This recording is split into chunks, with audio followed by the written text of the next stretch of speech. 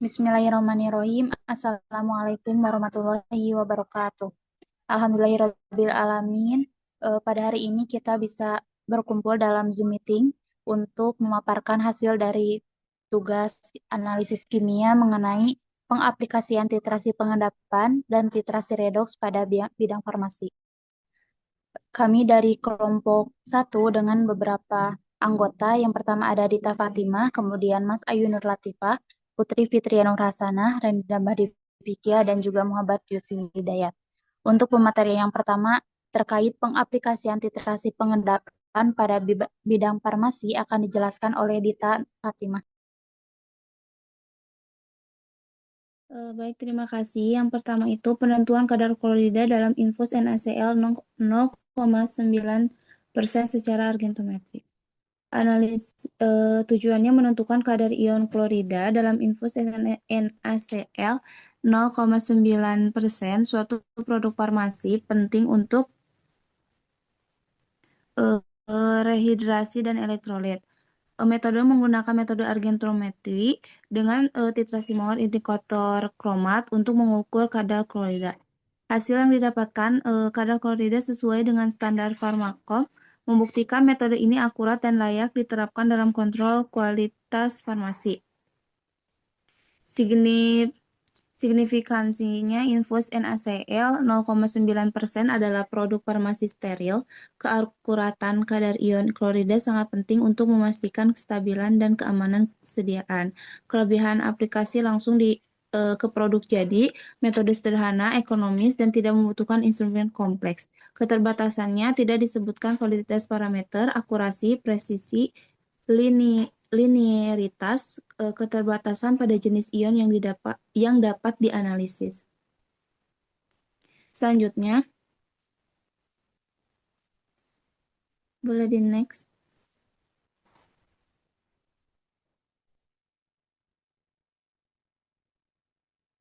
Selanjutnya yaitu validitas metode analisis titrimetri argentometri untuk penetapan kadar klorida dalam sediaan obat klorida.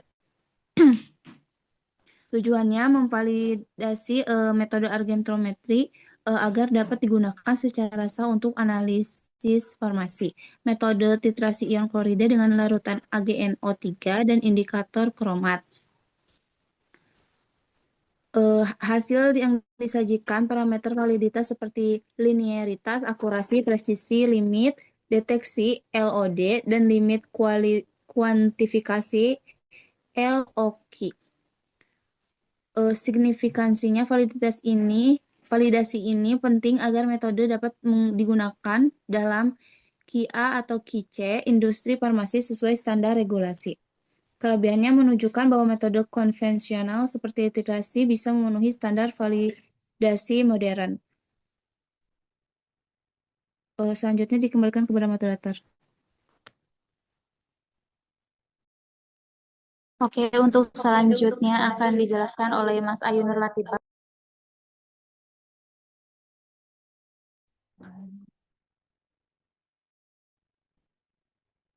Selanjutnya itu penetapan kadar garam halida dalam sediaan farmasi dengan metode titrimetri argentometri. Tujuannya yaitu menentukan kadar garam halida seperti ion Cl-, Br-, I- yang sering ditemukan sebagai senyawa aktif atau eksipien dalam produk farmasi. Metodenya yaitu argentometri tipe Mohr dan Volhard tergantung pada kondisi larutan dan ion target. Hasil yang didapat itu metode ini dapat membedakan dan menentukan kadar masing-masing dari halida. Signifikansinya yaitu beberapa sediaan farmasi seperti antiseptik, dekongestan, atau eksipien mengandung ion halida. Pengujian ini menjamin kadar yang sesuai standar. Kelebihannya dapat digunakan untuk berbagai ion halida, seperti metode klasik namun masih relevan. Keterbatasannya kemungkinan intervensi dari ion lain, misalnya SO42- atau sulfat, bila tidak dikendalikan kondisi larutan. Untuk slide selanjutnya, yaitu penetapan kadar clopidogrel bisulfat dalam tablet dengan metode titrimetri argentometri. Tujuannya menentukan kadar clopidogrel bisulfat, suatu antiplatelet yang penting dalam terapi kardiovaskuler dalam bentuk tablet menggunakan metode argentometri. Clopidogrel bisulfat diketahui mengandung ion klorida Cl- dalam bentuk garam. Nah, argentometri ini digunakan untuk mengukur kandungan Cl- sebagai representasi tidak langsung dari kadar senyawa aktifnya. Titrasi dilakukan dengan larutan AgNO3 menggunakan indikator kromat atau yaitu metode Maher. Signifikansinya yaitu pendekatan ini memperlibatkan kreativitas dalam mengadaptasi metode titrasi klasik untuk analisis senyawa kompleks dalam sediaan padat. Kemudian menjadi sebuah alternatif bagi laboratorium farmasi dengan keterbatasan alat instrumentasi modern. Kelebihannya murah, mudah dilakukan, cocok untuk evaluasi rutin, terutama di fasilitas terbatas. Relevan juga untuk kontrol kualitas atau QC tablet generik di pabrik lokal atau uji stabilitas. Keterbatasannya hanya mengukur bagian ionik yaitu Cl-, bukan langsung senyawa clopidogrel. Kemudian risiko ketidakakuratannya jika ada intervensi dari ion lain di dalam tablet tersebut. Terakhir, diperlukannya asumsi bahwa semua Cl- berasal dari clopidogrel. Dikembalikan kepada moderator. Oke, terima kasih kepada Mas Ayu dan Dita. Untuk selanjutnya akan dijelaskan oleh Putri Fitria.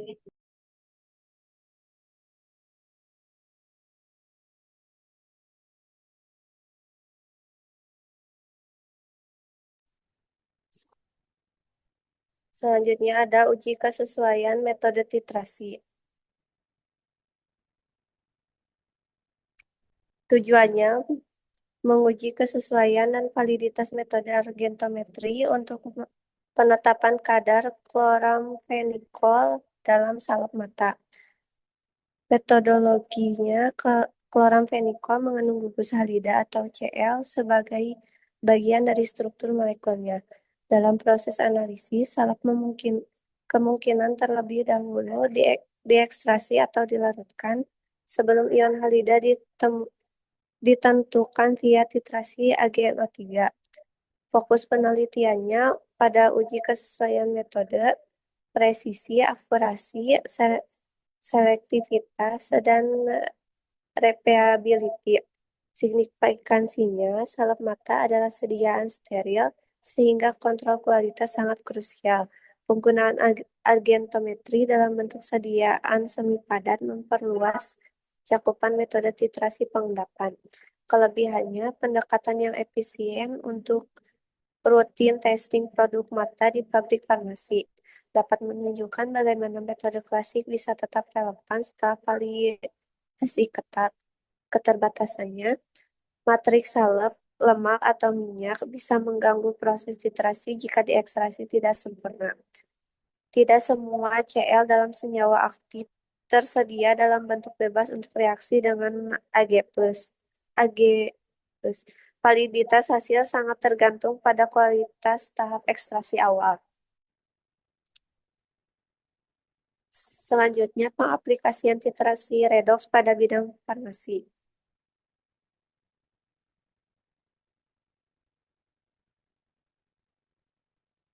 Yang pertama, application of redox reaction for the determination of valganciclovir hydrochloride in pharmaceutical. Tujuannya untuk mengembangkan dan memvalidasi dua metode spektrofotometri berbasis reaksi redox untuk penetapan kadar valganciclovir hidroklorida dalam bentuk murni dan sediaan tablet. Metodenya reduksi Fe3 oleh obat membentuk kompleks Prussian Blue ukur pada 730 nm. Metode B-nya oksidasi obat oleh KMNO4 dalam medium basah. Hasilnya diukur pada 610 nm. Hasil kedua metode menunjukkan linearitas, akurasi, dan presisi yang tinggi. dan berhasil diterapkan pada sampel tablet komersial. Signifikansi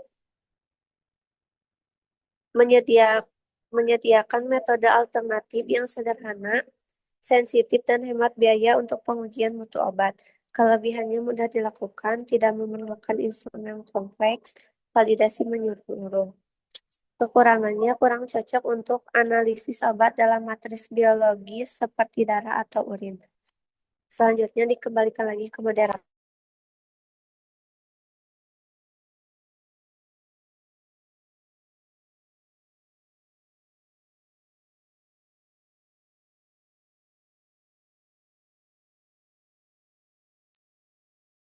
Oke, untuk selanjutnya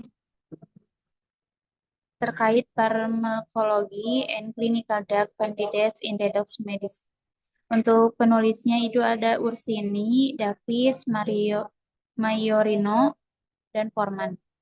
Nah, untuk tujuannya sendiri itu ada meninjau perkembangan kandidat obat yang menarirkan jalur redox dalam pengobatan penyakit kronis.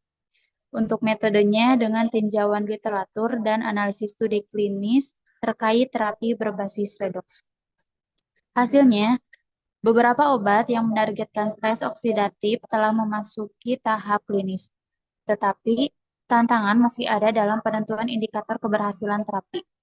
Untuk signifikansinya, menekankan pentingnya strategi terapi redox dalam pengobatan penyakit kronis termasuk kanker dan penyakit neurodegeneratif.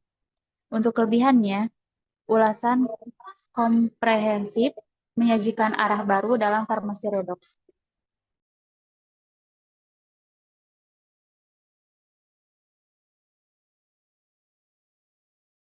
Kekurangannya bersifat teoritis dan tidak menyajikan data eksperimen secara langsung. Untuk selanjutnya ada Design and Application of a Redox Responsive Drug Delivery System. Untuk penulisnya ada Xiaoyan Yu, Li Yuanzhang, dan untuk tujuannya mengembangkan sistem penghantaran obat berbasis dextran yang merespon kondisi redox intraseluler. Metodenya, sintesis polimer dextran dengan gugus redox sensitif, karakterisasi dengan FTIR, NMR, dan pengujian pelepasan obat in vivo.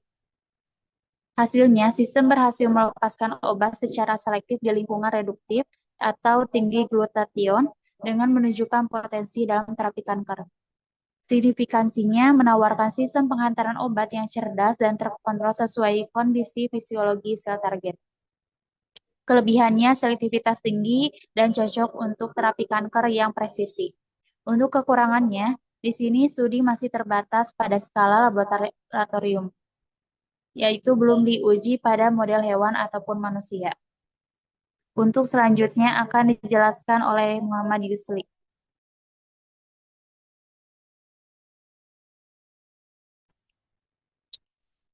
Baik, selanjutnya itu ada Redox Responsive Drug Delivery System, A Chemical Perspective yang ditulis oleh Farid Sadrzadeh dan timnya dengan tujuan mengulas berbagai komponen kimia dan desain sistem penghantaran obat yang merespon redox dengan metode review artikel ilmiah yang berfokus pada ikatan kimia redox sensitif seperti disulfida dan diselenida. Dengan hasilnya, yaitu disulfida menjadi komponen paling umum dalam sistem redox responsif, banyak digunakan dalam desain nanopartikel penghantaran obat. Signifikansi memberikan dasar kimia kuat bagi pengembangan sistem penghantaran yang efektif dan terkontrol dalam lingkungan patologis. Namun, adapun kelebihannya yaitu ulasan mendalam dari perspektif kimia mencakup banyak pendekatan inovatif. Dan kekurangannya yaitu tidak menyajikan data eksperimental, hanya teoritis. Lalu selanjutnya yaitu ada Redox Manipulating Nanocarriers for Anti-Carrier Drug Delivery yang ditulis oleh Li Zhang dan Fang Yang dan timnya dengan tujuan mengulas perkembangan nanokarir yang memanfaatkan mekanisme redox untuk penghantaran obat anti kanker dengan metode studi literatur tentang sistem berbasis disulfida yang dipecah oleh glutathione GSH tinggi di sel kanker. Dengan hasilnya yaitu nanokarir berbasis redox meningkatkan efisiensi pengantaran obat dan mengurangi efek samping. Dan signifikansinya yaitu menawarkan solusi penghantaran obat yang sangat efektif dan efisien untuk pengobatan kanker. Dan kelebihannya yaitu fokus pada aplikasi praktis dalam onkologi berbasis teknologi nano terkini. Dengan kekurangannya masih memerlukan lebih banyak studi in vivo dan uji klinis. Selanjutnya diserahkan kepada moderator. Alhamdulillahirrabbilalamin, untuk tahap pemaparan materi sudah dicukupkan sekian. Mohon maaf atas segala kekurangan. Wassalamualaikum warahmatullahi wabarakatuh.